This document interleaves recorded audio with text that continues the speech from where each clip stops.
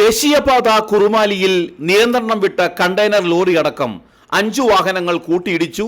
ശനിയാഴ്ച ഉച്ചതിരിഞ്ഞ് 2:30 അപകടം.